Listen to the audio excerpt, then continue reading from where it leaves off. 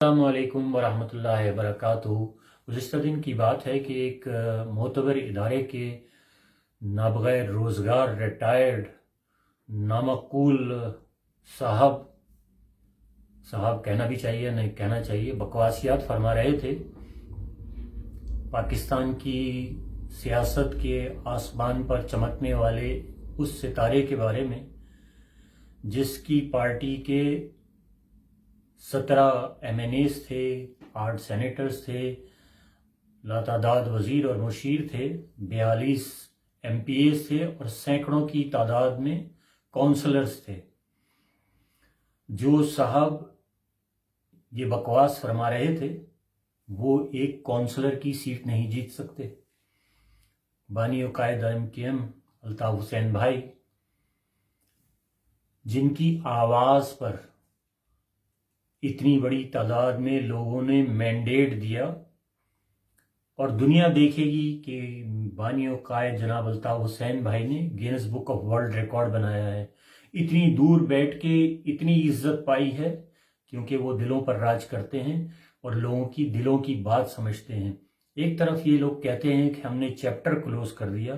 جب chapter close کر دیا تو تم جیسے بونوں کو اپنا قد بڑا کرنے کے لیے کیوں ہرزہ رسائی کرنی پڑتی ہے؟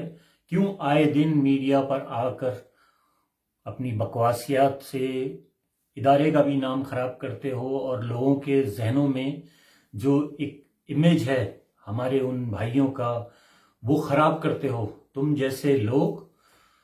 لیکن کہتے ہیں نا کہ ضروری نہیں ہے کہ بواسیر کہیں اور ہو، منہ میں بھی ہوتی ہے تو گولی دینی چاہیے ایسے لوگوں کو۔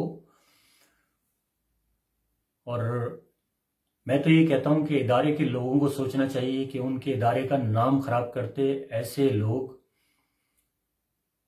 کیوں کر ان کا بیانیہ ادارے کا بیانیہ تو نہیں ہے۔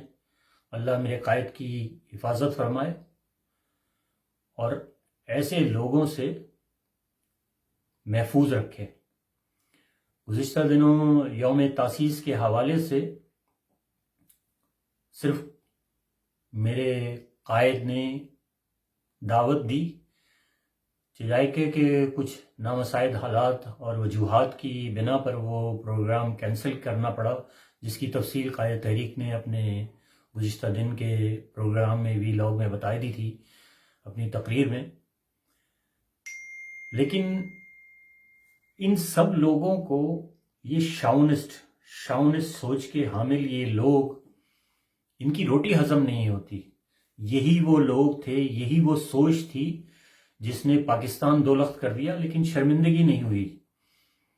آج کہتے ہو تم کہ را کا ایجنٹ، MI6 کا ایجنٹ، تو MKM کے بانی و قائد جناب الطاف حسین بھائی کے پاس تو کوئی ملکی راز نہیں ہے۔ تمہاری آوازیں زبان کیوں سلب ہو جاتی ہے پاپا جونز کے بارے میں بولتے ہوئے؟ پیزے کھانے کو ملتے ہیں تو اچھی بات لگتی ہے، اتنی بڑی بڑی موٹی توندیں کر کے اور دنیا بھر سے آئی ہوئی امداد کھا کے خاموشی سے نکال دیتے ہو، اس وقت آواز نہیں نکلتی۔ تو میرے قائد جناب الطاف حسین کے بارے میں بات کرتے وقت ذرا سوچنی چاہیے، لب کشائی کرنی چاہیے، سے پہلے یہ سوچنا چاہیے کہ کہاں وہ اور کہاں تم۔ اپنی حیثیت کو دیکھنا چاہیے، اس حساب سے بات کرنی چاہیے۔ کیوں ایک ادارے کا بھی وقار مجروح کرتے ہو اپنی بکواسیات کے ذریعے؟ یہ تاثر جاتا ہے کہ جس ادارے کے اندر ہمارے بھائی جوان ملک کا وقار بلند کرنے کے لیے، ملک کے دفاع کے لیے اپنی جانیں داؤ پہ لگائے بیٹھے ہیں، وہاں ایسے چھوٹے بس اب میں اور مزید کیا کہوں کیونکہ میری تربیت ایسی نہیں ہے۔ غصہ تو مجھے بہت آیا کہ کیا چیپدی اور کیا چیپدی کا شوربہ۔ اہلیان لاہور اچھی طرح سے واقف ہیں، تمہاری اپنے گھروں میں عزت نہیں ہے، تم بات کرنے چلے ہو اس شخص کے بارے میں جس کی آج بھی آواز پہ دنیا سمجھ رہے ہو نا دنیا؟ ابھی تم نے دیکھا کہ صرف آواز دی تھی اور وہ پروگرام کینسل ہو گیا تھا، تو کس طرح سے تھرتھرلی مچ گئی تھی۔ آج بھی بلا تفریق اگر چیپٹر کلوز کر دیا ہے نا، جب تک رب نے چیپٹر کلوز نہیں کیا میرے قائد کا، دنیا کی کوئی طاقت نہیں کر سکتی۔ تمہارے جیسے کئی آئے کئی چلے گئے، لیکن اس ملک کو نوچ کے کھانے والے گدوں، اس ملک کا حشر تم لوگ جیسے لوگوں نے کیا ہے، اس ملک کو برباد تم جیسے لوگوں نے کیا ہے، سیاستدانوں نے نہیں کیا۔